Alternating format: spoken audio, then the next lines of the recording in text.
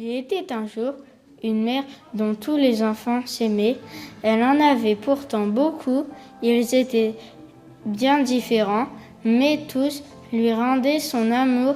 Aucun d'entre eux ne souhaitait faire souffrir celle qui inlassablement les choyait et les nourrissait. Cette mère, c'était la Terre, la planète où tu vis.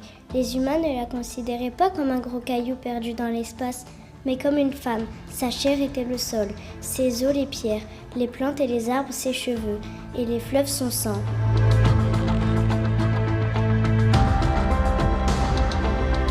Si aujourd'hui on place le nouveau-né sur le ventre de sa mère, on déposait jadis sur le sol les bébés venant de naître afin que la terre par ce contact leur prodigue les forces nécessaires à la vie.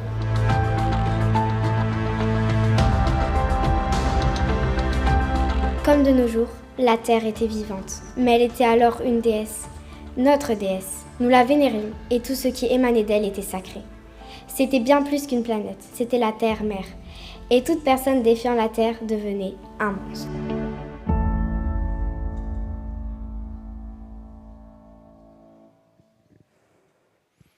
Vous venez d'entendre les enfants de Los Angoël.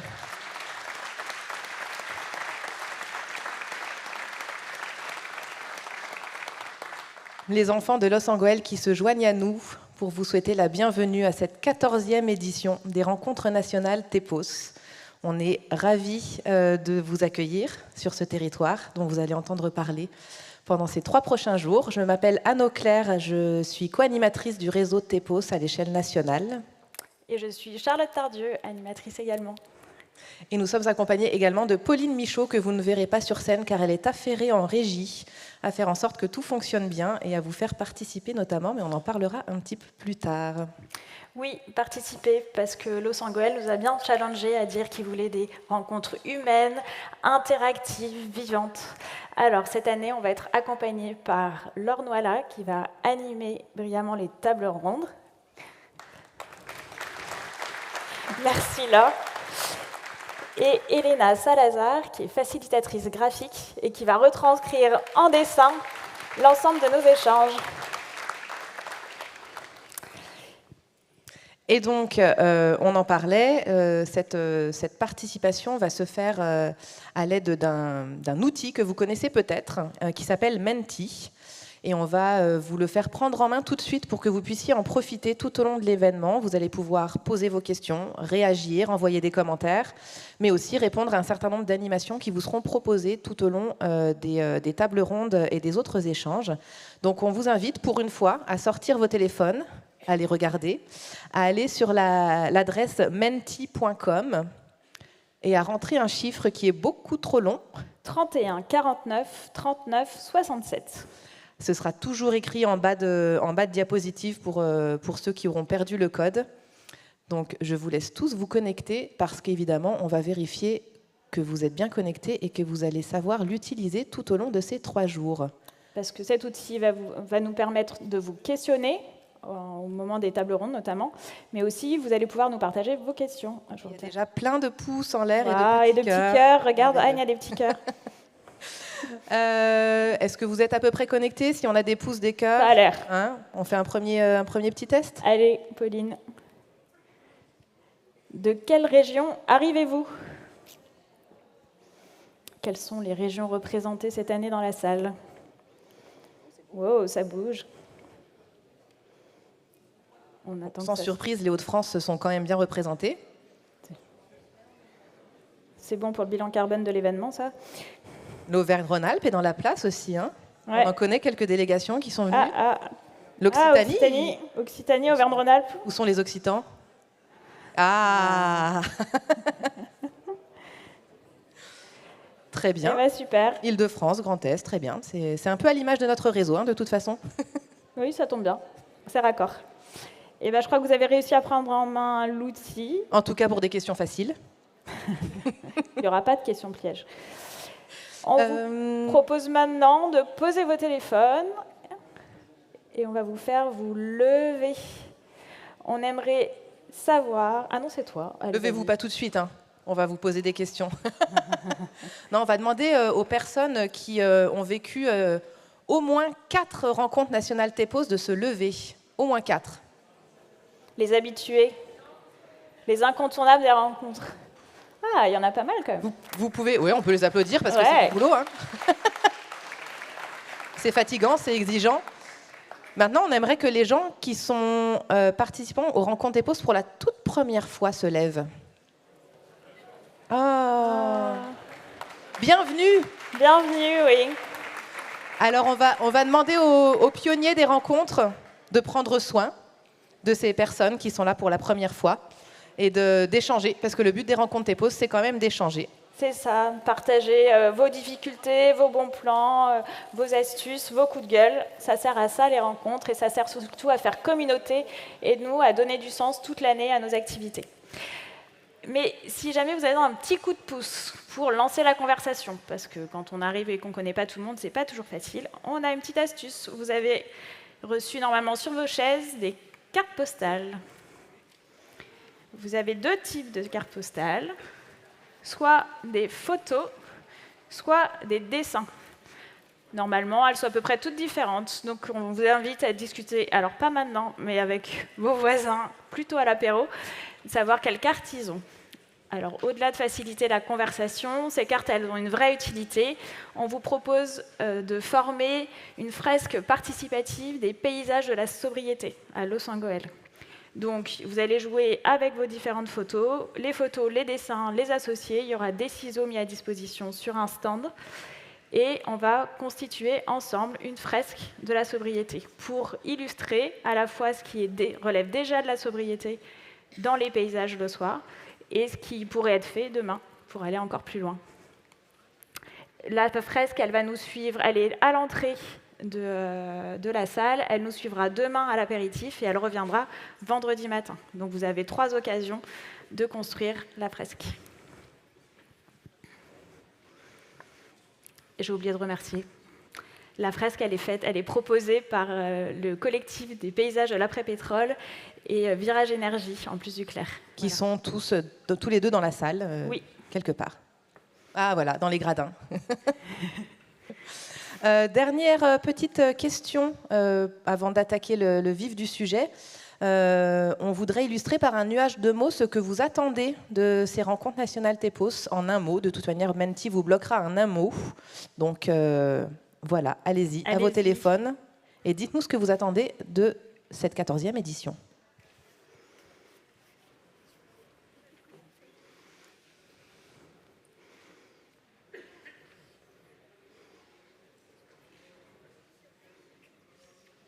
Inspiration. Inspiration, partage, échange.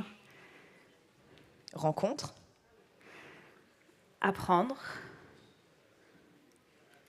Ça bouge trop. Vous participez bien en tout cas. Merci beaucoup de ce dynamisme.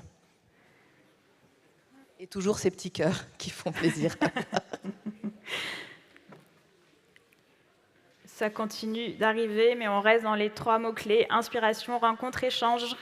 Ça tombe bien, c'est ce qu'il y a au programme pendant ces 3 prochains jours. On ne s'est pas planté, c'est bon. Du coup, je vous laisse avec Charlotte. Voilà, je crois qu'on est échauffé, on va pouvoir démarrer. On va commencer par le traditionnel passage de témoins du territoire qui a accueilli les rencontres l'année dernière à Loos-en-Gohelle. Donc j'invite à me rejoindre sur scène Régis Chambe et Geoffrey Maton.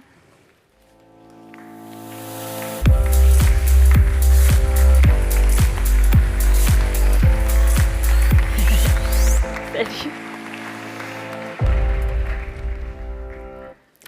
Alors Régis, vous êtes président de la communauté de communes des Monts du Lyonnais, qui a donc accueilli l'édition de l'année dernière. Et Geoffrey Maton est maire de Loos-en-Gohelle qui nous accueille cette année. Régis, je vous propose de passer le relais à Geoffrey. C'est très symbolique et très gustatif. Et je vous donne un micro, ça sera mieux, ou vous passez au... Ouais, non. Allez, un micro. Bonjour à tous. Alors effectivement, l'an dernier, nous avons eu la joie et l'honneur d'accueillir, c'était les 13e Assises nationales des territoires TEPOS. Donc c'était dans les Monts du Lyonnais, à Saint-Martin-en-Haut et autour de Saint-Martin-en-Haut. les Monts du Lyonnais, c'est un territoire agricole, vallonné, hein, puisqu'effectivement, Geoffrey était venu nous rendre visite, donc il l'a dit dans ses propos, à l'inverse de ce qui est ici. Mais ce qui nous rassemble, c'est effectivement l'évolution et la transition écologique indispensable. Et nous avions passé effectivement 4 jours exceptionnels. Mais évidemment, je l'ai compris tout à l'heure, il y a beaucoup de nouveaux ici, donc ils n'ont pas connu cette édition précédente. Mais ça prouve aussi l'évolution et le dynamisme du réseau. Effectivement, c'est bien aussi qu'il y ait un renouvellement, qu'il y a des jeunes aussi. Il y a quand même beaucoup de jeunes dans la salle. J'en ai vu tout à l'heure dans la navette qui m'a amené ici. Et c'est très bien. Et juste effectivement pour dire que les territoires ruraux, puisque nous sommes quand même sur des territoires essentiellement ruraux, mais en tout cas, peut-être pas encore avec des grandes métropoles, ça viendra peut-être un jour, mais effectivement qui ont beaucoup de choses à dire et beaucoup de choses à faire sur la transition écologique, chacun avec ses contraintes, chacun avec ses possibilités, ses facultés. Et vous aviez eu, donc l'an dernier, vous avez été le témoin, ou en tout cas on a essayé de vous montrer ce que l'on faisait sur notre territoire. Rassurez-vous, depuis un an, beaucoup de choses ont été faites. Et puis cette année, voilà, moi j'ai le plaisir de passer le témoin à Geoffrey, le maire de la commune qui nous accueille ici.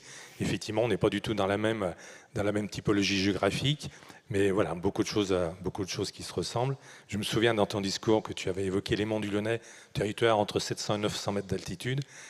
Ici, c'est pas ça, mais tu as des terrils, mais tu en parleras peut-être, des terrils que je vais visiter ce soir. Je me suis inscrit parmi les plus hauts d'Europe. Donc, effectivement, des territoires qui sont différents les uns des autres, mais ici, quelque chose qui nous ressemble, une mission globale qui nous ressemble pour les générations qui viennent. Donc, je vais vous remercier d'être ici, remercier aussi, je l'ai déjà dit l'an dernier, tous ceux qui organisent ces rencontres. C'est toujours conséquent, hein, puisque je l'ai vécu, donc je sais ce que c'est.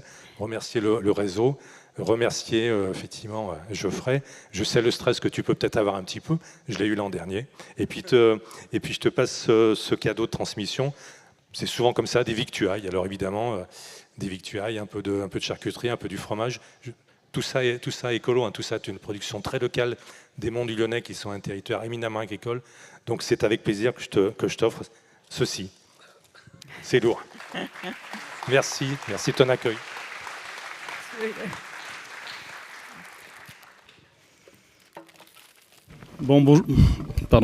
Bonjour à toutes et tous. Peut-être quelques mots, Régis, à ton attention. Je voudrais te remercier. Alors, dans les Monts du Lyonnais, vous savez réellement recevoir.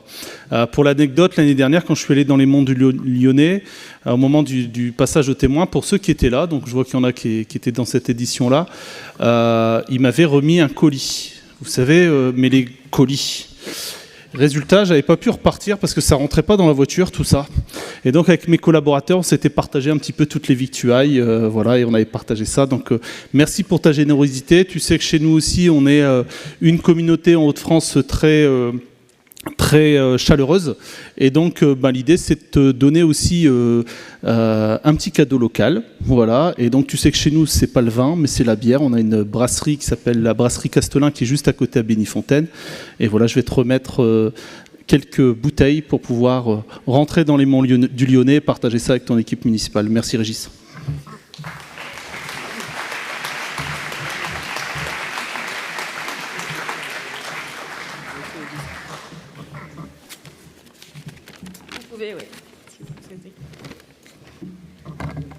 Tu veux que j'embraye ? Allez, bon. À vous. Voilà.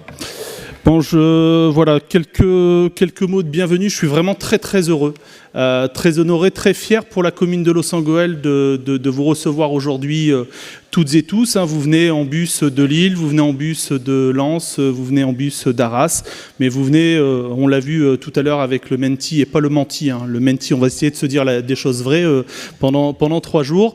Vous venez d'un peu partout. Ça fait de nombreuses années qu'on nous demandait de pouvoir accueillir cet épos. C'est un vrai travail qui nécessitait du coup une organisation. Et donc on s'est dit, on est capable d'accueillir une princesse d'Angleterre, et donc on est capable aussi d'accueillir le réseau. Et donc c'est avec beaucoup de fierté qu'on est très heureux de vous accueillir ce matin. L'accueil, on a voulu que cet accueil-là se fasse d'abord par les enfants, puisque les transitions n'auraient pas de sens si elles ne sont pas pour pour porter en tout cas des courants porteurs pour les jeunes générations. C'est ce qui motive notre travail, et donc on voulait opérer ces premiers mots d'accueil avec les enfants, que je tiens à remercier. Je trouve que cette vidéo qui a été produite par les enfants est juste merveilleuse, à l'image de l'engagement que peuvent avoir les jeunes dans notre ville. On est très fiers aussi, bien entendu, d'accueillir cet événement, et on remercie Leclerc et en particulier Charlotte et Anne pour l'animation de cette journée. On a été très très fiers de pouvoir être retenus, puisque effectivement c'est la première fois en région Hauts-de-France que cet événement arrive, cette 14e édition. Et pour moi, c'est vraiment important de pouvoir travailler avec les élus locaux. Il y en a pas mal. On a le président du pôle métropolitain qui est avec nous. Là, je salue Alain Bavet qui était là avec nous ce matin, mais d'autres aussi élus du territoire. Je salue bien entendu Laurence Louchard qui est notre conseillère départementale, monsieur André Jeunel, notre conseiller régional, et puis bien sûr tous les élus du territoire qui sont là aussi pour pouvoir opérer ce changement d'échelle, cette massification des transitions, qui est aussi le but de notre réseau. Notre réseau, c'est de partager nos expériences, mais c'est d'aller plus vite, plus fort, plus loin. C'est ce que nous disait ce matin Frédéric Motte. Alors, à quelle occasion il nous a dit ça? C'était pas pendant Fort Boyard, pas du tout. C'était pendant une rencontre ce matin qu'on a eu avec les élus de la transition, les élus du réseau de l'ADEME et de la région en Hauts-de-France. Voilà. Donc la ville de Loos-en-Gohelle, vous allez pouvoir la découvrir. En quelques mots, succinctement, c'est une ville de 7000 habitants, en plein cœur du bassin minier des Hauts-de-France.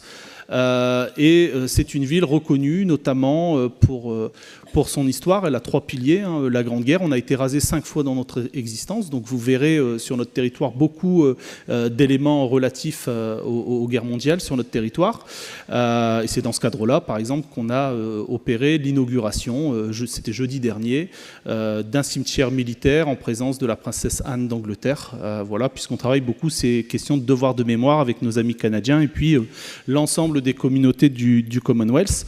La ruralité, vous verrez que la ville de Loos-en-Gohelle, c'est 12 km² étalés, dont près de 300 hectares sont construits, donc ce qui laisse plus de 800 hectares dans la ville complètement en plaine. Donc on peut vite s'y perdre, on peut passer d'un état à un autre sur notre territoire.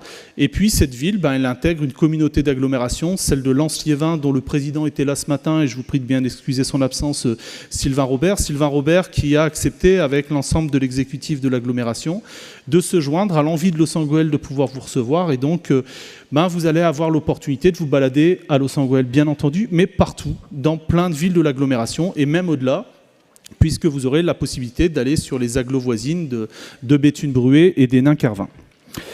Donc le projet de Loos, il n'aurait pas cette histoire-là, et vous n'auriez pas eu envie de venir chez nous, puisque il n'y a pas une année où on nous disait allez Loos-en-Gohelle, quand est-ce que vous allez devenir ville accueillante. Ça ne se serait pas fait sans 2 hommes très importants.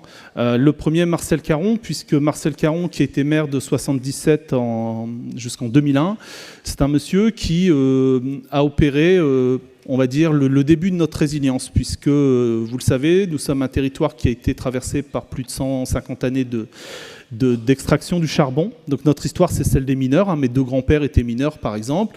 Et donc on a connu un modèle de société, de mono-industrie, où on allait extraire des ressources naturelles. Et bien entendu, quand le modèle économique s'est effondré, tout s'est effondré. Et au-delà du modèle économique et de la crise sociale que cet arrêt du charbon en 86 chez nous a opéré, il a aussi mis à nu une catastrophe écologique, puisque vous verrez aussi, au gré des balades dans la ville, qu'on a connu des affaissements miniers de plus de 15 mètres de haut. Donc vous verrez, voilà, quand le sol baisse de 15 mètres, il y a plein de conséquences. Ça inverse des cours d'eau, par exemple, la question de la pollution, et je ne vous parle pas non plus des questions de santé, où tous nos grands-parents sont morts jeunes de la silicose, qui est le cancer des poumons, quelque part. Donc Marcel Caron, pour pouvoir opérer cette résilience, à la fin, avait eu cette vision de se dire mais on va écrire un récit commun, on va se raconter notre histoire, où on en est. Aujourd'hui, on a touché le fond, on vit un choc brutal, et comment, à partir de ce choc brutal, avec notre énergie, avec notre histoire, sans la renier, on arrive à créer une nouvelle trajectoire positive. Et il va le faire en s'appuyant sur l'énergie mauve. Et donc, il va créer un festival qui s'appelle les Goéliades, et qui va permettre chaque année aux Loossois, on a fêté les 40 ans cette année, de créer des événements, qui permet de montrer toutes les potentialités du territoire et qui permet aussi, autour de création collective, de raconter son histoire et de voir à quel endroit on peut trouver du pouvoir d'agir et de changer les choses. Donc Marcel Caron passera le relais à son fils en 2001, donc Jean-François Caron que vous connaissez très très bien dans ce réseau-là, puisque c'est un des fondateurs du réseau, et puis c'est surtout quelqu'un qui, pendant 20 ans, a expérimenté, a tenté des initiatives autour des transitions. Et donc, à partir de 2001, il va s'autoproclamer ville pilote des transitions, et Los Angeles va devenir un laboratoire d'expertise, mais surtout d'expérience réussie pour beaucoup, mais aussi des ratés, qui permettent d'avoir des retours d'expérience sur cette histoire-là. Et donc, à partir de là, on essaye d'être en open source, en commun, et d'où l'intérêt du réseau de pouvoir partager toutes ces réussites. Alors, Jean-François devait être avec nous, et c'est de ma faute s'il n'est pas avec nous, puisque vous avez compris qu'on avait un gros événement la semaine dernière autour d'une inauguration avec du coup l'équivalent d'un chef d'État qui débarque dans votre ville. Et donc, on avait, quand on a eu l'info, on a été obligé de switcher. Donc, vous avez vu que les dates des TEPOS sont changées par rapport à ce qu'on a l'habitude de faire. Alors, pour ceux que c'est la première édition, vous n'avez pas vu de changement, donc tout va bien. Mais du coup, ça n'a pas permis à Jean-François Caron d'être avec nous aujourd'hui, puisqu'il est président de l'association des biens inscrits au patrimoine mondial de l'UNESCO et qu'il est retenu par des rencontres nationales de l'UNESCO. Donc voilà. Donc voilà, je vous prie de bien vouloir l'excuser, et il aurait été très très important que Jean-François puisse être avec nous sur ces 3 jours. Mais on va parler beaucoup de Los Angeles parce que vous êtes à Los Angeles, mais vous l'avez compris, on est vraiment dans une stratégie, et moi j'ai souhaité, avec mon équipe municipale que je salue, nous avons souhaité avoir ce territoire-là pour permettre aussi localement, à notre agglomération, au pôle métropolitain, à toutes les énergies vives, les réseaux qu'on a aussi sur notre territoire, de profiter de cette occasion pour se fédérer et puis pour continuer à porter collectivement une coopération qui permet de répondre de manière plus pertinente aux enjeux des transitions qui sont chers à notre réseau. Et donc ce travail-là est opéré, et ce travail-là n'aurait pas pu se faire, bien entendu, et vous allez le découvrir. Alors j'ai un maire d'une ville, alors j'ai oublié son nom, je ne sais plus, du côté de l'Odomarois, qui m'a dit t'es bénévole ce matin, donc vous allez voir des foulards verts. Il m'a dit, ils me font penser aux gens, aux bénévoles des Jeux Olympiques. Donc j'ai pris ça plutôt comme un compliment. Et donc je voudrais vraiment saluer tous les gens qui sont autour, les foulards verts, voilà, qui vont, vous voyez, vous pouvez les applaudir, je pense.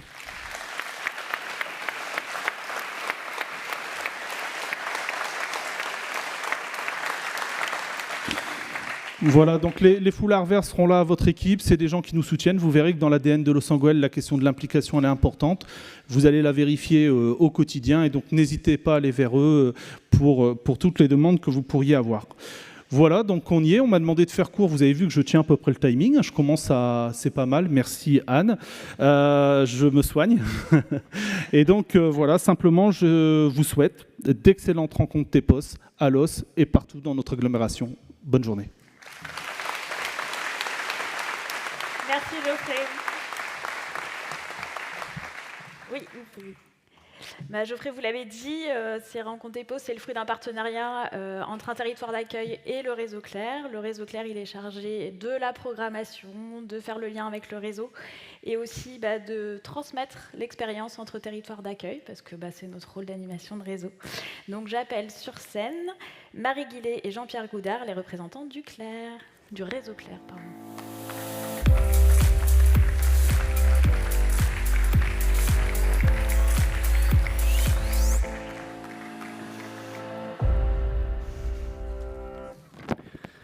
Merci Charlotte. Bonjour à toutes et à tous. Donc Marie et moi, nous sommes ravis d'ouvrir ces 14e rencontres au nom du réseau Clair, qui est sa nouvelle appellation. C'est une première en région Hauts-de-France, et c'est non seulement une première, mais un double titre, puisque également vendredi matin, pour la plénière de clôture, nous allons accueillir en physique pour la première fois la nouvelle ministre de l'écologie, Madame Agnès Pannier-Runacher, qui sera avec nous vendredi matin. Nous sommes ici chez des pionniers de la transition énergétique et écologique, et un grand merci à Geoffrey, Lucas et bien sûr toute l'équipe de Los et puis les foulards verts. Et bien évidemment, merci aussi à tous les salariés du Clair, parce qu'on en a vu 2 là sur scène, mais ils sont très nombreux à travailler pour ces rencontres, et je vous demande, s'il vous plaît, de les applaudir. Merci Jean-Pierre.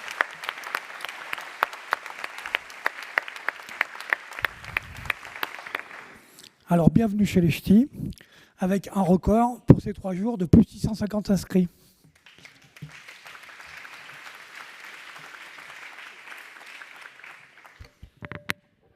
J'ai perdu mon discours. Bonjour à tous. C'est une première pour moi, du coup, ces rencontres.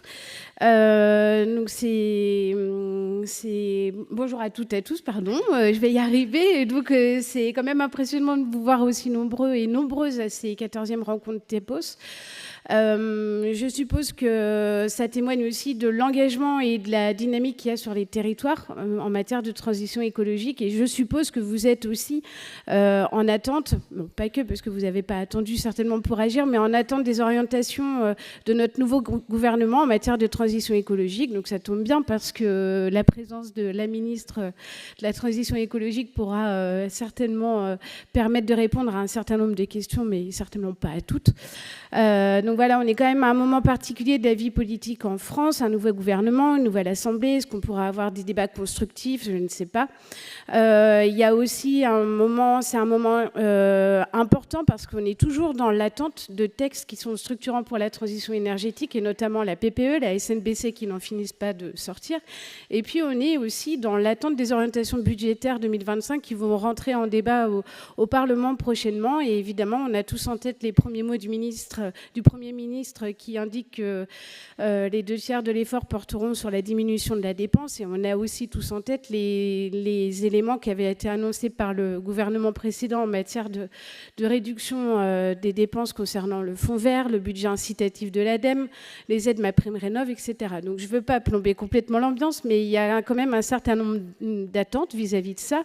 Et par contre, ce qui est quand même très important, c'est qu'aujourd'hui, on voit clairement qu'il y a une dynamique qui est très forte sur les territoires, qui est portée par les collectivités locales, territoriales, par les techniciens, par les élus et aussi par tous les acteurs qui gravitent autour de ces collectivités, qui sont les associations, les entreprises, tous les réseaux, etc. On l'a vu aussi que cet engagement, il est certes perfectible, mais dans le cadre des COP régionales qui ont été mises en place dans le cadre de la planification écologique, il y a eu un certain nombre d'actions en peu de temps, et je peux en témoigner parce qu'on a fait l'exercice en Normandie, mais je suppose que vous l'avez fait aussi dans les autres régions, qu'en peu de temps, même si la méthode est perfectible, on a réussi à sortir des feuilles de route, à montrer des actions, à co-construire en tout cas des éléments. Par contre, ce qui est clair, c'est qu'aujourd'hui, même s'il y a des engagements, il y a de la dynamique, le soutien, il est encore important parce qu'on a tous besoin encore d'un coup de main important pour pouvoir continuer d'avancer et massifier toutes les actions. Et sans cap, sans stratégie claire, sans action structurelle forte, tout ce qui est engagé, ça ne sera pas aussi efficace. Et surtout, il faut avoir une stratégie claire pour ne pas démobiliser les hommes et les femmes qui sont à l'origine et qui mettent en œuvre ces actions. Donc, globalement, ce qu'on attend quand même en tant qu'acteur, et je pense que certainement la ministre pourra l'entendre aussi, et je vais m'appuyer aussi, mettre en avant la tribune qui a été faite, qui a été impulsée par Amorce et qui a été co-signée par un certain nombre d'acteurs, et notamment le réseau Clair concernant le financement de la transition écologique et énergétique. Évidemment, on attend des éléments et un soutien et un renforcement du soutien de l'État dans les actions de transition, et la dette, on va dire, écologique, elle ne va pas se régler uniquement en soutenant des investissements sur des nouvelles technologies ou sur des technologies et uniquement sur l'énergie. Le soutien, il doit être fait sur des actions transversales, et aussi sur des enjeux. Les enjeux, ils sont systémiques. Et aussi, on doit continuer à soutenir tous les engagements des hommes, des femmes qui ont besoin qu'on continue d'accompagner leurs actions, qu'on les aide à faciliter la coopération, à accompagner le changement et à construire ces stratégies. Et donc tout ça, c'est l'animation, c'est tout ce que vous partagez en fait dans ces rencontres TEPOS, c'est l'échange, c'est le partage. Donc on espère que tout ça va passer.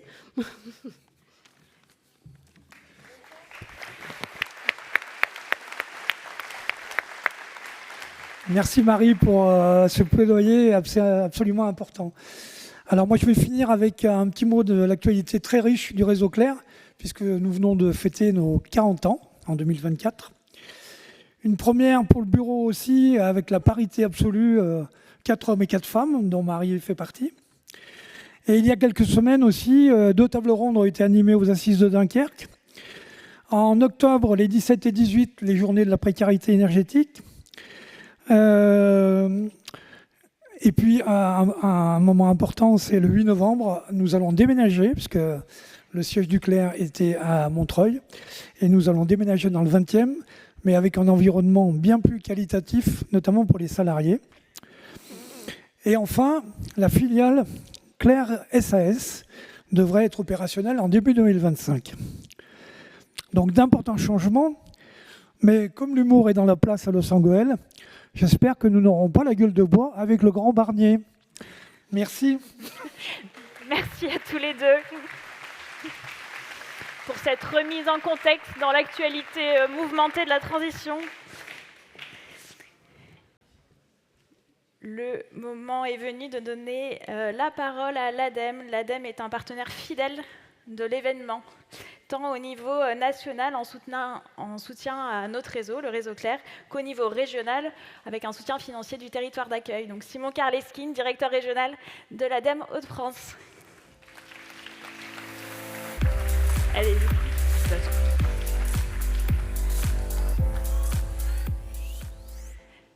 Bonjour Simon, avant de vous donner la parole, on va visionner ensemble une petite vidéo enregistrée par Sylvain Wasserman, votre président, qui ne pouvait pas être là parmi nous, mais qui a tenu à nous dire un mot enregistré. Bonjour à toutes et à tous, je suis très heureux de m'adresser à vous virtuellement à l'occasion de la 14e édition des Rencontres des territoires à énergie positive. Ce programme a été créé en 2011. Il a toujours été à l'avant-garde de nos objectifs de la transition écologique à l'échelle des territoires. C'est pour ça que l'ADEME a souhaité se joindre à l'aventure dès 2012 pour accompagner les territoires porteurs de projets. Cette année, le thème de cette édition, celui dont vous allez débattre durant ces 3 jours, est capital, l'adaptation au changement climatique. L'adaptation, c'est intégrer que le dérèglement climatique va modifier notre quotidien et la réalité de nos territoires. C'est comprendre que les canicules, les inondations, les tempêtes, de plus en plus nombreuses, de plus en plus intenses, nous obligeront à faire le deuil de nos modes de vie qui n'existeront plus, de cultures qui ne pourront plus pousser, de zones urbanisées entières qui ne devront plus être construites, et parfois même de villages entiers qu'il faudra déménager, comme c'est le cas à Miquelon notamment. Mais l'adaptation, c'est aussi un message d'espoir et de solutions innovantes. C'est se préparer, atténuer l'impact, éviter et compenser. C'est repenser l'aménagement du territoire avec cette nécessité d'avoir pour boussole le temps long. C'est décider autrement, que ce soit pour les essences d'arbres que l'on plante, pour la place de la nature en ville ou pour nos modes de construction, nos modes de consommation. C'est aussi anticiper pour prendre aujourd'hui les bonnes décisions pour demain. Ces quelques mots donc pour vous remercier pour votre engagement sans faille. Un grand merci à la commune de Los Angeles et à monsieur le maire, Geoffrey Maton, pour son accueil. C'est aussi un moment important pour nous tous, acteurs du changement. Je vous souhaite donc des échanges constructifs, porteurs de solutions et donc une très belle 14e édition des Rencontres nationales TEPOS. Bonjour à toutes et à tous. Je suis...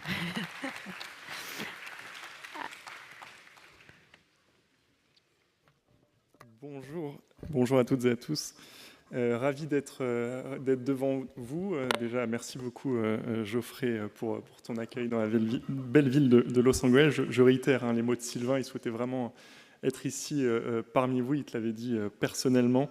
Malheureusement, il n'est pas là aujourd'hui, mais sa vidéo montre toute son implication autour des journées TEPOS.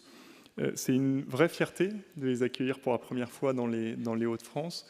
Je rappelle rapidement que l'ADEME est l'agence de la transition écologique représentée dans chacune des régions métropolitaines et outre-mer. Et donc d'avoir ce signal, d'avoir ces journées-là avec cette énergie que l'on ressent déjà dès l'ouverture, c'est une vraie fierté. C'est l'occasion de montrer un collectif largement engagé et d'enrichir évidemment nos connaissances, d'enrichir nos stratégies, de par toutes les expériences que vous vivez partout en France et pour lesquelles nous aimerions capitaliser dans cette belle région. C'est aussi évidemment faire rayonner nos collectivités. En tant que régionaux de l'Étape, on y tient.